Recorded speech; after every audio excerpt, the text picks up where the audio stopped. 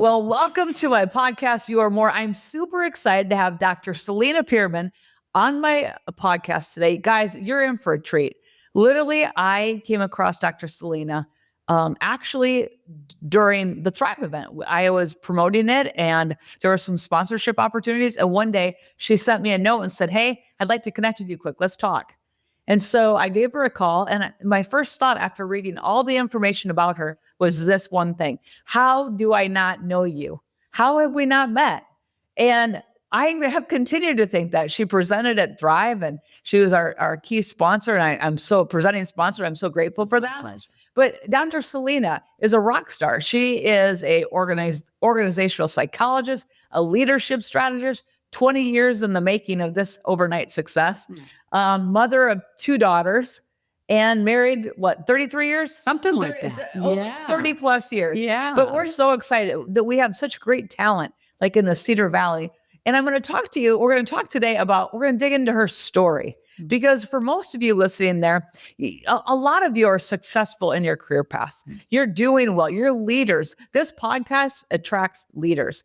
You're doing that. But deep on the inside, you know there's something more. There's some other thing that's just calling you. Not that you have to go burn your life down. I keep saying that over and over and over. Don't go burn your life. Don't go burn your life down. But you have the ability to expand your lane. Yes. And so give me the backstory, Dr. Celina.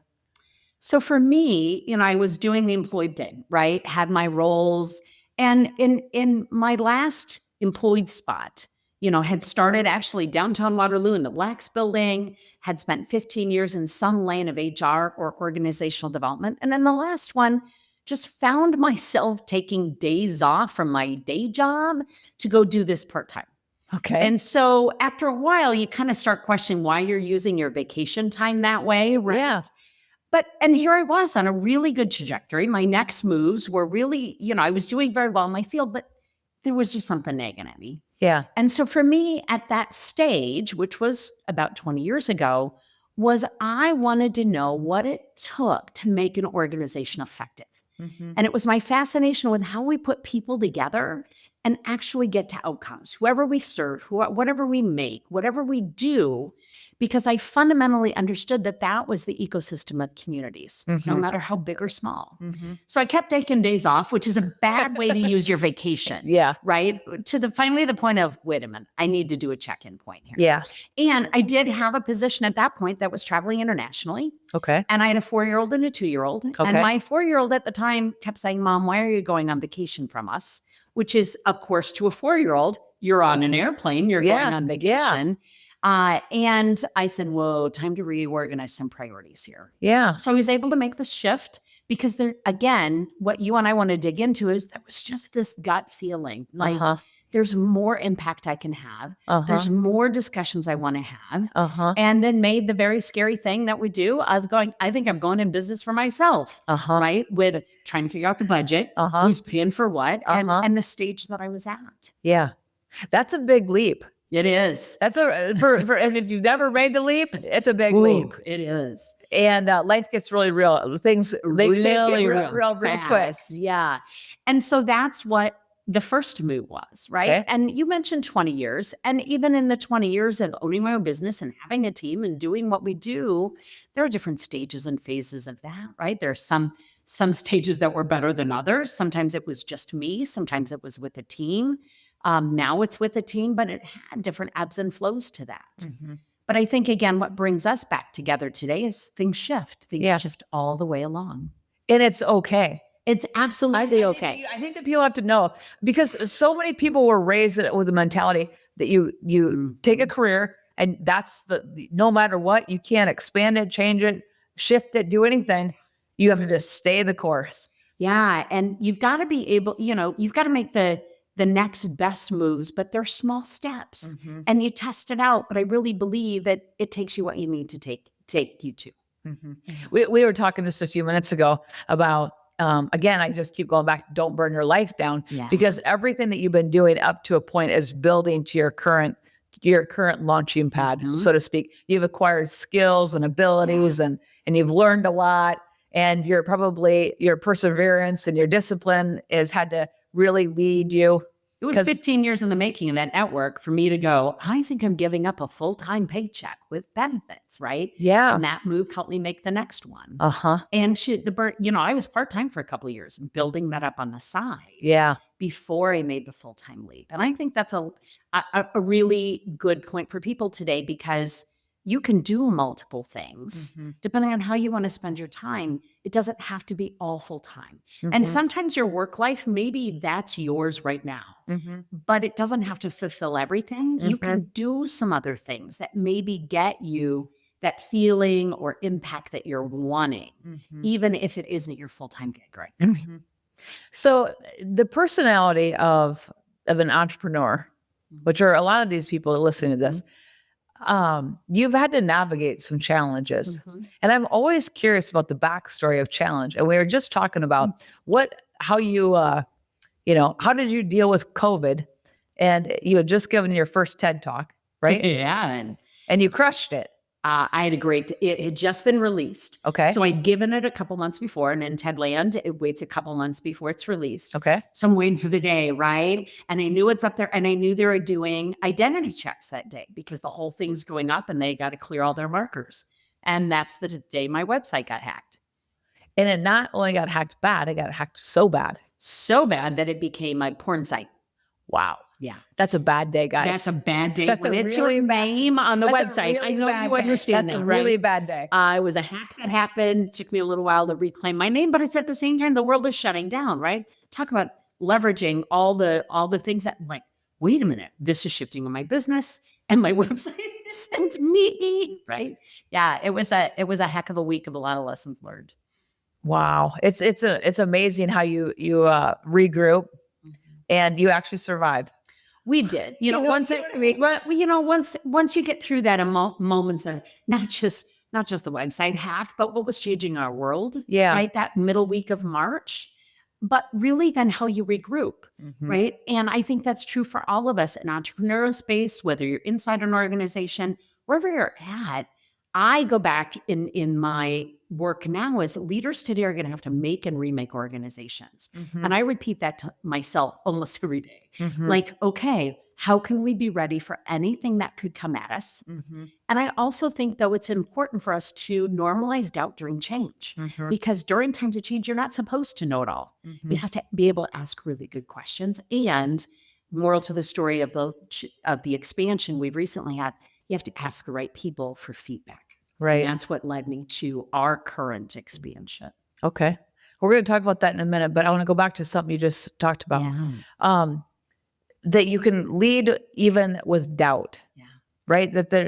And I would think that, over the last few years, the one constant is that everything is constantly changing.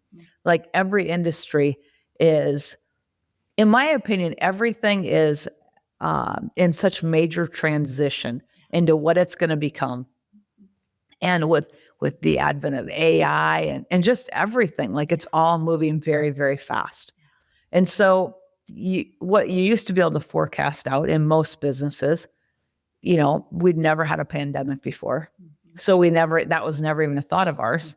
But now you have a geopolitical environment that has impact.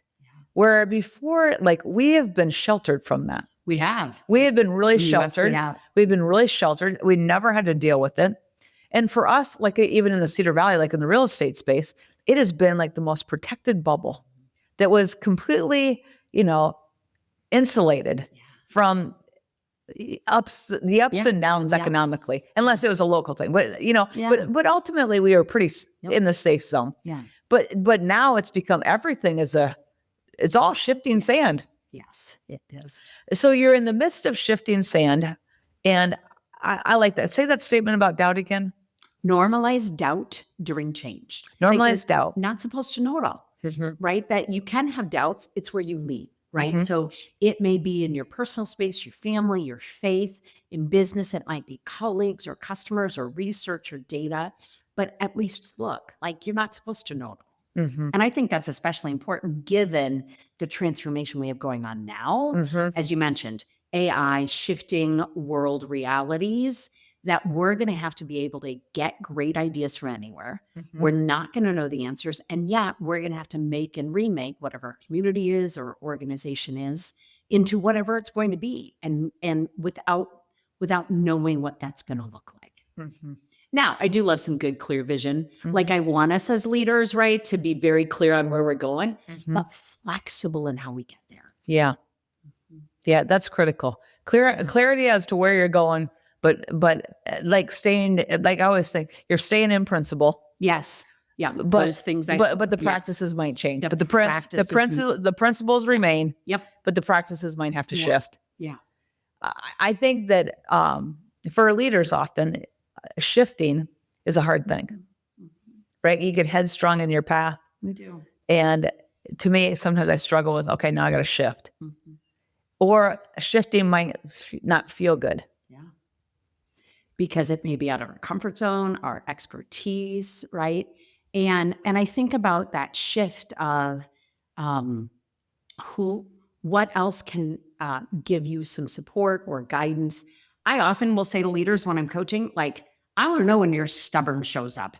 Like, what are the moments, what are the pushes where you're like, oh, I don't, And that's the point to pay attention to. So what is it about that? Was it something like credibility? Because there are some values with it. You're like, no, I'm not negotiating on that. But there are some other points stubborn shows up where we just push back on something because it's either something we haven't done before or it's a new version of uncertainty to us. Then at least ask the questions of why. So when I'm going to bridge over to your new adventure, but I want to come back to this question first. When you go into these organizations, what have you found to be the common strength that you as a common denominator that you see as oh yeah, that's what it's going to take. That's what the successful people do. And here I can go into other organizations and I'm like, they might ask the questions, but I don't think that's going to work out. Like, what is how you go into something and you're like, yeah, they've got what it takes to make this actually work, or they don't. What is that attribute? I would, out of all of them, to distill that down to probably what I'm saying most, people say, well, we need people to be accountable. We're accountable. We're using this term where I go back to, you cannot hold people or yourselves accountable if expectations are not clear. And I get called in for two major reasons when things are a mess. Number one is somebody needed to have a hard conversation 10 years ago and never had it. They don't know how to say the hard things. And what I always point out is if we don't say the hard things, we solve the wrong problem. And so we spend all this energy doing all the things, but not solving the real issue because nobody wants to talk about it. The second thing that will get called me in, especially when things are rough, are unclear expectations, rules, and responsibilities. People are stepping over each other. So the organizations that are doing this well, that are probably leading the way, as I say, instead of lagging, have clear roles and responsibilities. They know who's doing what. They understand what the role in their space is. It's clarity. And the second part is they know how to bring up tough topics and have those conversations. So they focus their energy on the right stuff. So I love that's most consistent in my work. Okay, so just again clarifying, so in these last few years, many businesses have not hired as many people, and they're asking the team that they have to do more and more. To me, have you found that to be like, oh, this used to be your lane, but now you're going to be this lane and partly another? Very much so, because roles have expanded. What concerns me most about that is that may have to be the case, but then let's name it. Let's talk about it. Let's map it out. Because when it's unsaid, the overwhelming is bigger. And I'm not saying that it's easy when we sit down and have this conversation, like these things have to be covered. But when I know everybody's got their heart in it and we're likely to contribute to the whole, instead of just going, here you go, here you go, here you go. And to me, that comes back to a leadership issue. Flat out, most consistently along the way, it's how we're leading our teams. What do you think the Achilles of most leaders is? Oof. I wonder if, we paid a lot of attention to blind spots, like things they're not even aware that they're doing. But when I go back to the things that they are doing, I would break it down to probably it's a confidence issue, and it's either an over and they're so sure and they have to go that way. But one of the things, and maybe this isn't exactly what you're looking for, but last couple of years I've seen it in a lack of confidence. I'm seeing amazing people have big impact, big roles, but those little voices in their head are still doubting themselves. Like we all walk around with that doubt. And what we do with it, right? In terms of if we pray about it, if we seek friends or family about it, like what we do with it makes a big difference. And I don't know if that's really the Achilles heel, but for me, when leaders aren't, when leaders are struggling, that people are picking up on that. And, I always just, in a very short form, I'm like, I want us doing this. I want us leading for good, not evil. That's just my short sci-fi version of that. Like leading people, leading organizations is difficult. And there was no playbook for this. I think many of us were trained in a time where they're supposed to know how to do this. No one knows how to do this. And so I want leaders to embrace that. I think we've gotten to a better space in our history where leaders can say, you know what? I don't know. Let's figure this out. And if something holds leaders back, I think it's because they don't have the ability to be humble like that or vulnerable in front of their team. Now, again, good confidence, emergency, ethical, like I want clear vision. But in all the other times, people will be less overwhelmed if they understand that their leader's connecting to them, that their leader also has doubts, right? Yeah. But I can't do it in a way that now I just dump it all on you. I want leaders to be humble and confident, right? I want them to know what they know and know what they don't know. So many times, like I feel from a leadership perspective, and I have so much growth that I need to have happen in that area. But literally I'm like, okay, I have to go be the humble implementer. Like I have to do the work and they have to see me doing the work, because if I just speak to the work, but I don't do the work, that my voice is just an echo of nothingness. It doesn't land. Yeah. Right.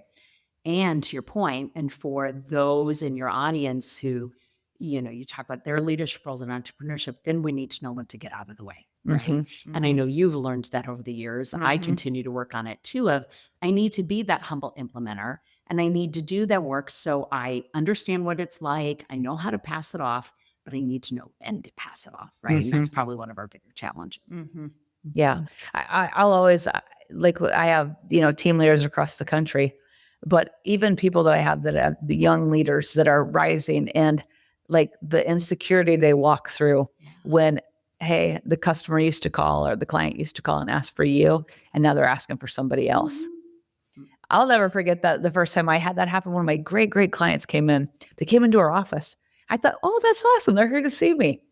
They're here to see one of my agents. And I had about 1.5 minutes of ouch. And then I went, oh, thank God. Yeah, This is exactly right. what it's supposed to be. That's what it's supposed to be, because you're bringing other people along. Yeah. There are just those moments we still have. And I think it's good just to own them and go, okay, I learned from that. Yes. Yay. Yay that for my agent that gets to do that now. Yeah. Now I'm thrilled with it now. Yes. But I get that moment. So you're thriving in your organizational role and path, yes. right? Yes. And now you've launched beautifully over it. Tell me the evolution of that and how it came to be, and what were the guideposts and the signs that you're like, I've got to do more. I've got to do something. I got to expand my lane. Yeah. I didn't see this one coming. So sometimes best opportunities come when you least expect them. But to your signs comment, right, there were some inklings. So for me professionally, right, 15 years HR up through senior leadership roles, the last 20 years in, very clear business structures, right? No personal stuff. Like my values and my faith show up in how I deliver services, but I don't talk about them. Like those were separate things.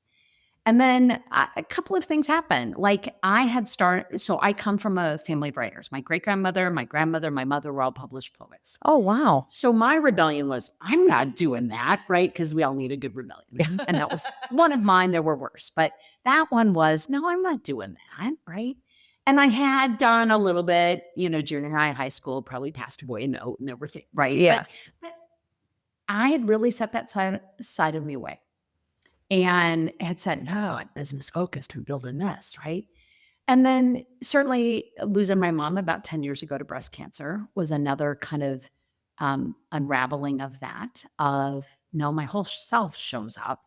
Okay, so how do I let people in on that a little bit more? And that was an adult life, certainly a childhood, but I see it more as an adulthood because we had severe mental health issues. She was in and out of care. And then it was her clearest almost out of the whole time during her battle and lost to breast cancer. And she was divorced from my father. So 19 months later, my dad dies, right? So I had just kind of one of those early 40s, what is going on?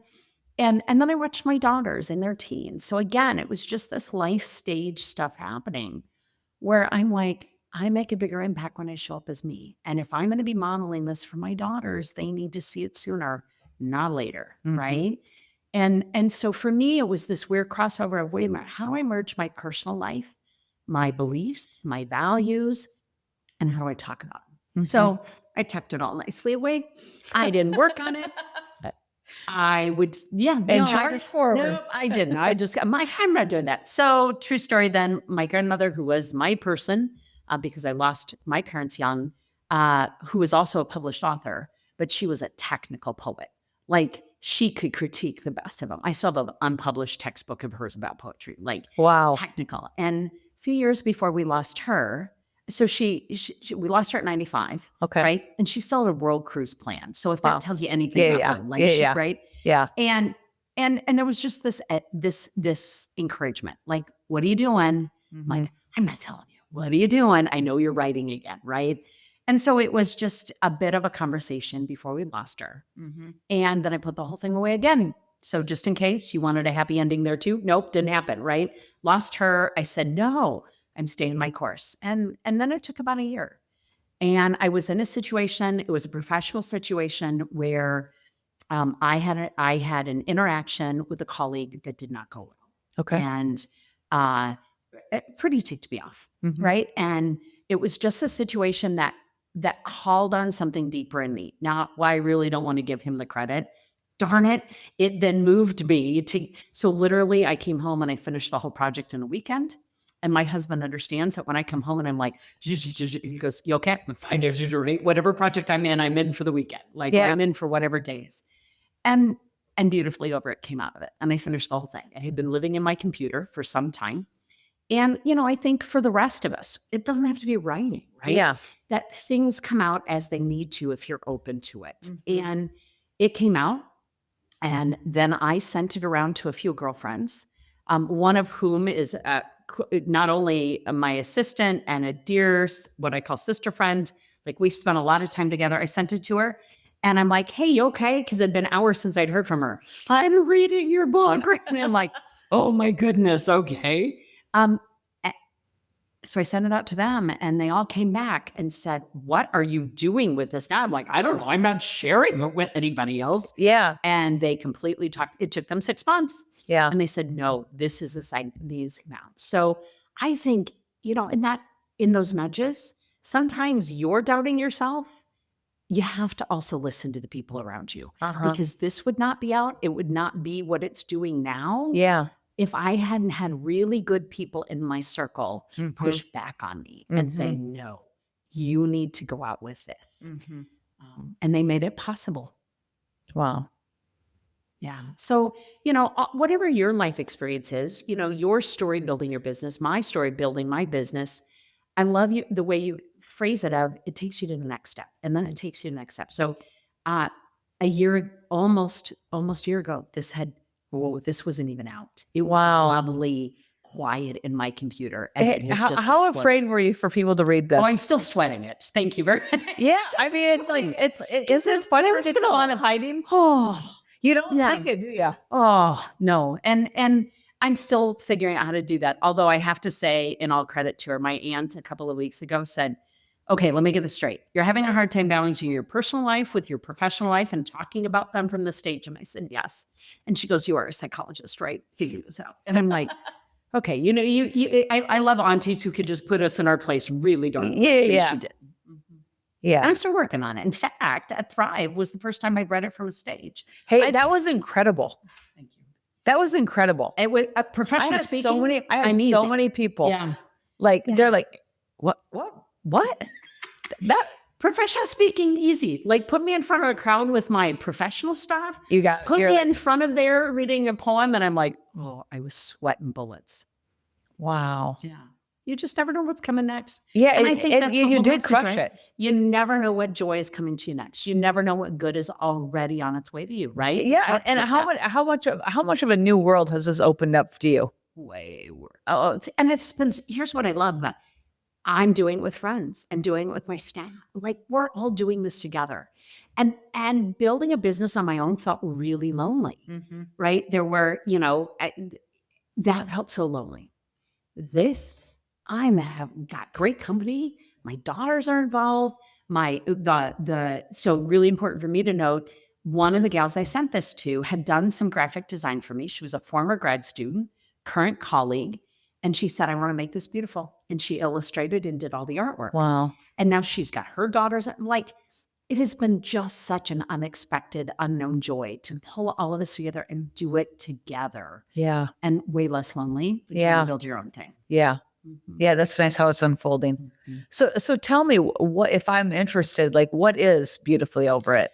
Beautifully Over It started as a book, a collection of 18 poems with the idea that you already have the permission to find your identity, to find your voice in that, and to know that we're all becoming, right? This is a lifelong pursuit while we're here. And so then it turned into a coloring book and a journal. And now we've got artwork coming out and meditation card. Like it's just blown up on us. So that's been fun. And we kind of said, I honestly did say, I'm like, do I really need another coffee mug?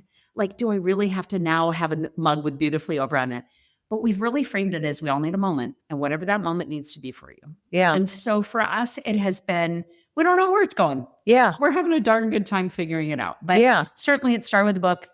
I have been asked, there is another one in the works. Coming, and we're just going to see what happens. We don't know. So is there a coaching group that you join? Or? We have not yet. Yeah.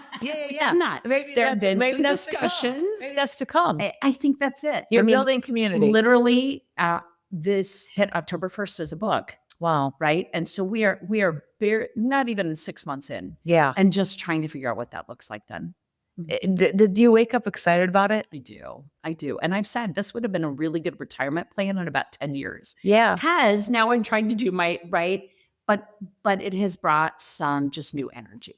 And I think that energy has also showed up in the other parts of my business.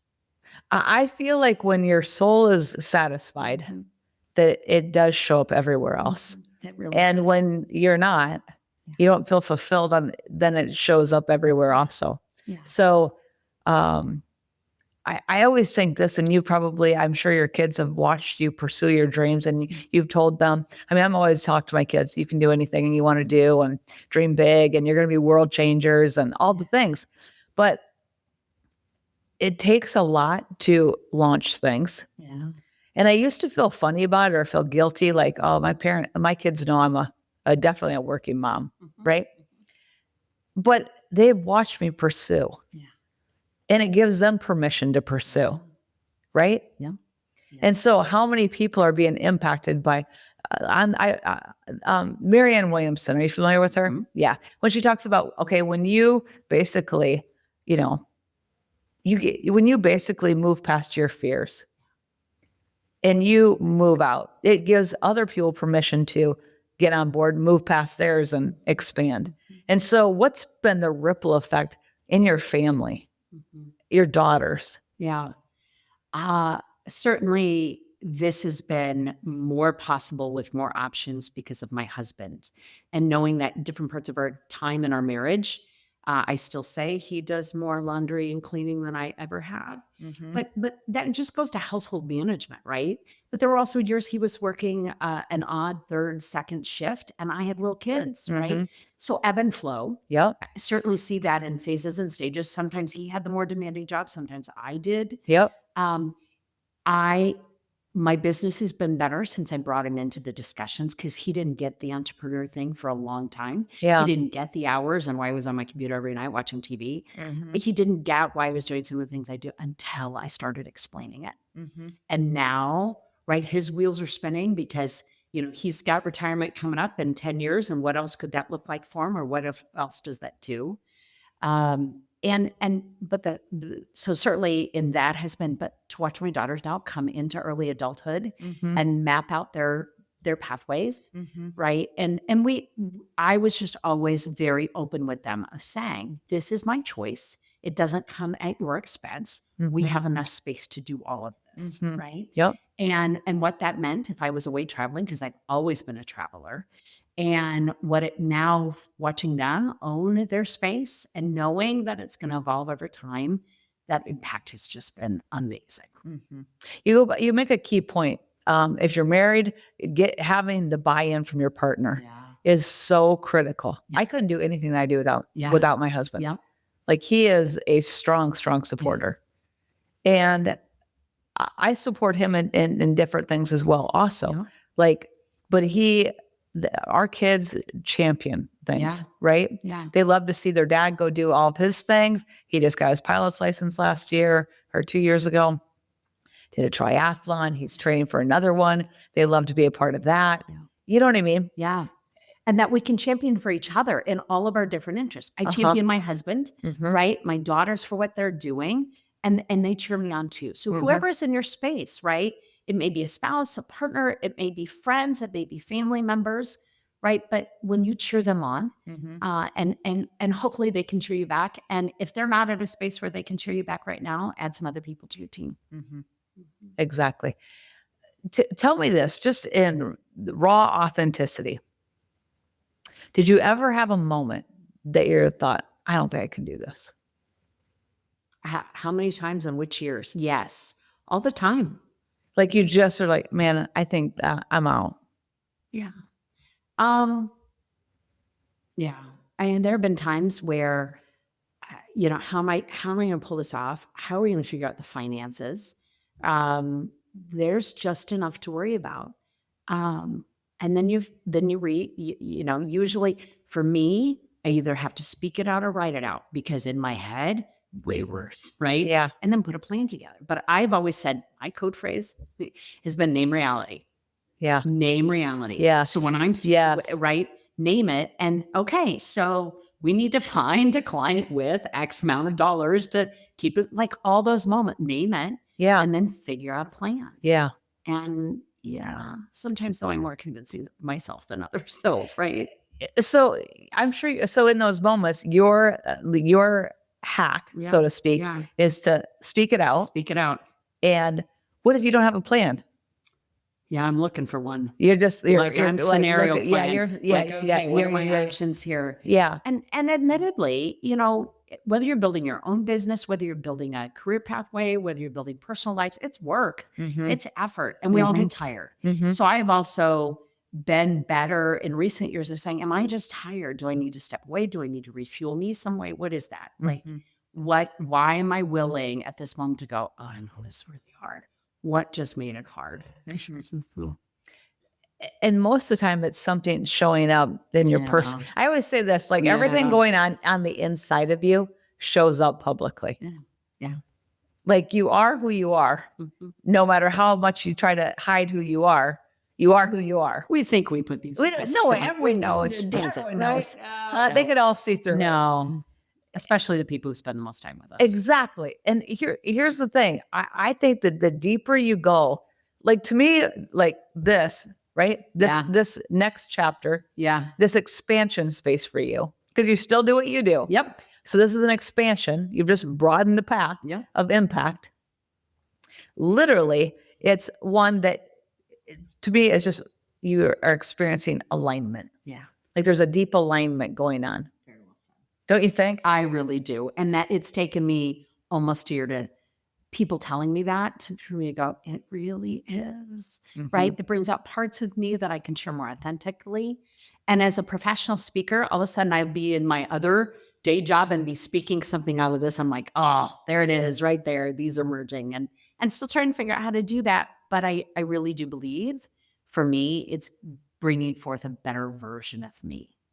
Okay, so I'm in the real estate space and yet I've created another brand, You Are More, right? Yeah. That I'm very passionate about. It's so exciting to see. But I'm passionate about it. But literally the two, I'm always, wherever I go, I am, right? Yeah. And I tried to keep them very separate, but they don't. They bleed into one another.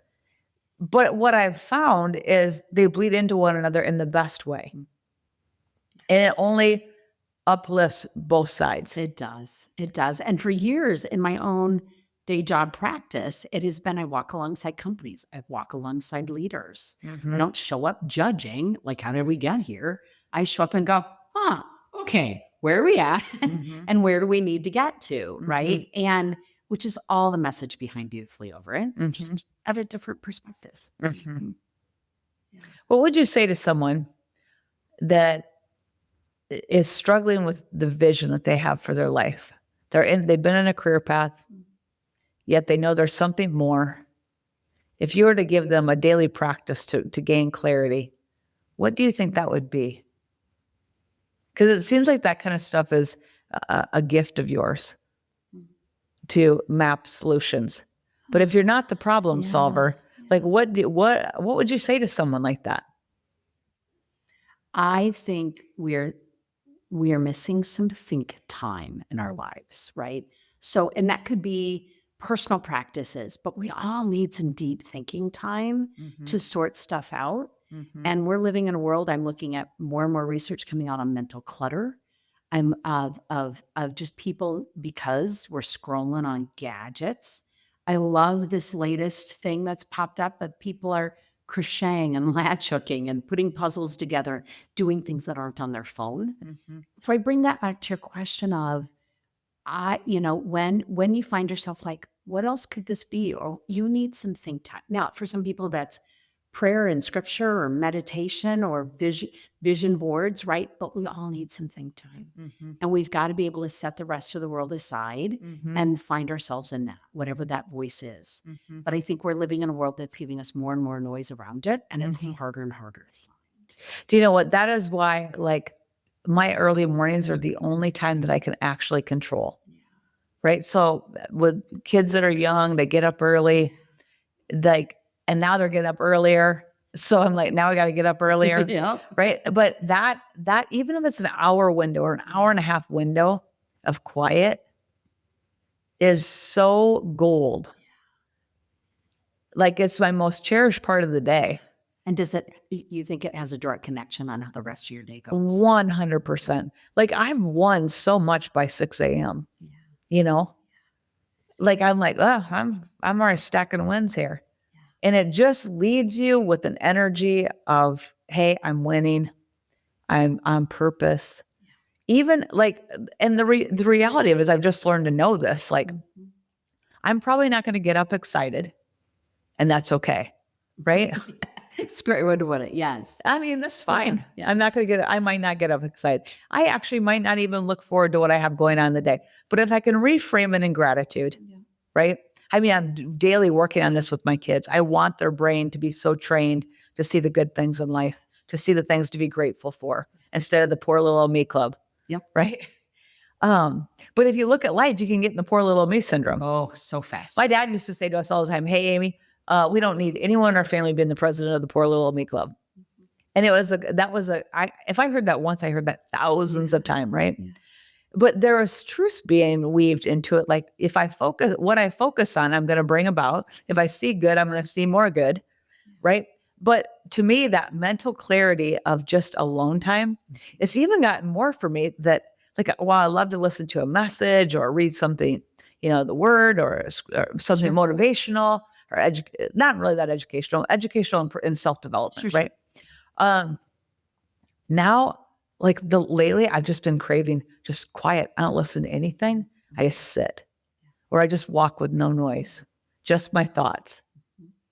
And I find like things that you can push down and stuff away in the noise keep bubbling up. They do. They do. I think the other thing I would add to that is that part of becoming, right? I'm not supposed to be the same person I was last week, 10 years ago, Right. when I was 19. Well, yeah. My husband's not the same guy he was at, right? Yeah. 19. Like, we're supposed to evolve. Now, Yeah. some may choose to be a little more stuck in that. And Yeah. I wish them well. I want them to find whatever that next space is. Yeah. And life is hard. Like, there are some really darn big barriers that happen in our space, but we can choose, right? That what's our choice in that? And that choice is who we continue to become. And we're not supposed to be the same. We weren't created to be our same self all the way through.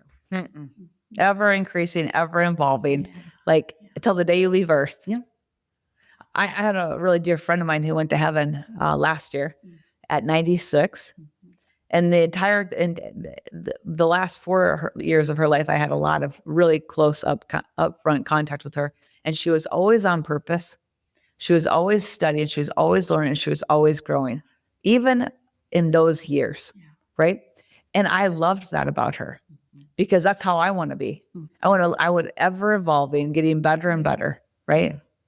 And I would say to also anybody watching or listening to this, is there just sometimes in life where you may not be doing that as well. It may just be harder.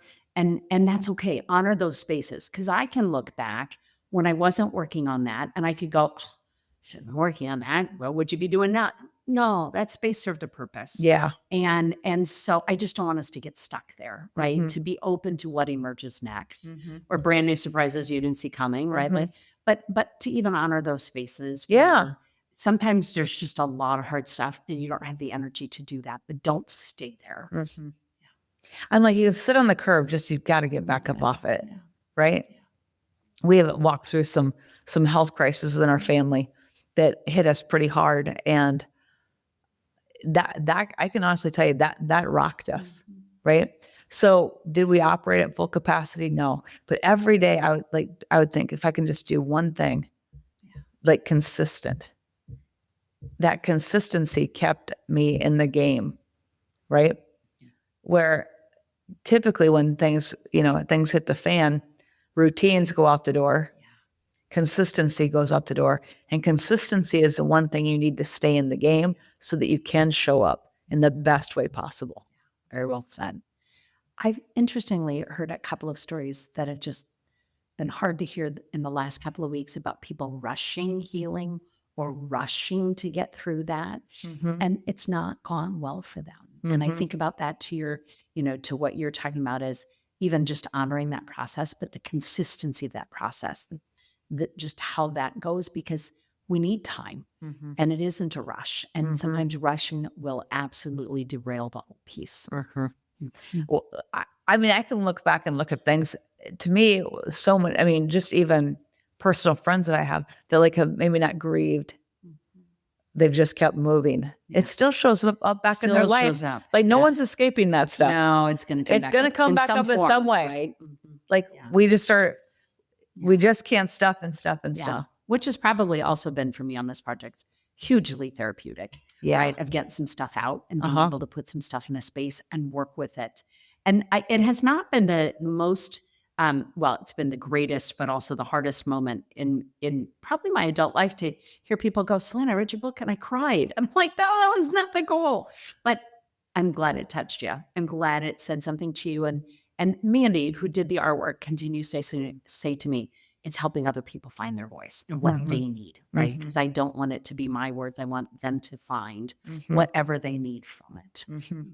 Have you found that you showing up authentically in this space has caused you to show up much more authentically in your leadership, psychology, all the strategy? Like you show up as a different human being, don't you? It has been a good evolution. It was sitting right there. I knew it. And just a few, and part of that was just time of life and all the stuff happening. And to now hit a point where I go, no, right? This is how I want to show up for the foreseeable future until I learn something new. Yeah. And we'll figure it out from there. Yeah. And I always think this, like authenticity Mhm. is the highest frequency, they say, Mhm. stronger than love. Yeah. So when you show up as your authentic self, when you are doing your organizational psychology and meeting and walking alongside leaders, that vibe of authenticity has to make you much more effective. And it has to translate huge, even pouring that kind of stuff into them. It does, because my energy is up, my clarity is up. I would imagine for you and your business as well, right? It shines through so much better. Mm-hmm. And I just do better work. Yeah. Right? Because I'm not trying to figure out anything else. And what an amazing conversation in these last years when we say, but that's your strength, not mine. And that's okay. Yeah. Right? Or just honor the space people are in and what they offer. Yeah. Even if it's not what I do. Yeah. Yes. Yeah. Or collaboration. Yeah. Right? Of finding other people along the pathway who may do something similar, but we're stronger when we share that. We're stronger when we learn from each other. Even like this conversation. Yeah. Well, this has been a great joy to have you on this podcast. Thank you for the invitation. I so appreciate your sponsorship of Thrive. That meant so much to me. And I love what you're doing in this space, right? As well as your corporate stuff. We'll see what comes next. But I love that you're just expressing your true self, your giftings, your abilities, and it's causing other people to like be able to have permission to do the various thing, right? Really hope so. And show up. So one last parting thought. What would you say to listeners today, given this? What's your one last kind of bit of wisdom? Oh, so many things there. You touched on authenticity. We've touched on those kind of daily habits or consistencies. So take a little bit of time to find yours. And here's what I love about that. It can change, right? It doesn't have to be the same practice. So if you're listening today and you're like, I haven't done that for a while, then do the next thing. And it's supposed to change just like we are. So if you've done something for a while, it's no longer working, like let it go, move on to that. Cause it's just I've seen that recently with hobbies or things that give you joy and you like doing. It doesn't have to be the same thing forever. Yeah. Right. So if you're doing that and the joy is gone and you're like, I'm good, move on to something else. Remember this, you're not a tree. That means you're not stuck. Yes. Right. Well said. Well said. So you can keep moving. Yeah. Guys, if you've liked this podcast, if you found it valuable, well, how can they find you? We are at www.beautifullyoveritt.com. And it is also connected to drcelinapeerman.com across all the channels. And we'd love to look her up. Yeah. We'd love to have you. Yeah, it'd be great. And we'll see what comes next. But if you found value with this, like it, share it with a friend. And as always, know this, you truly are more. I appreciate you. Be blessed.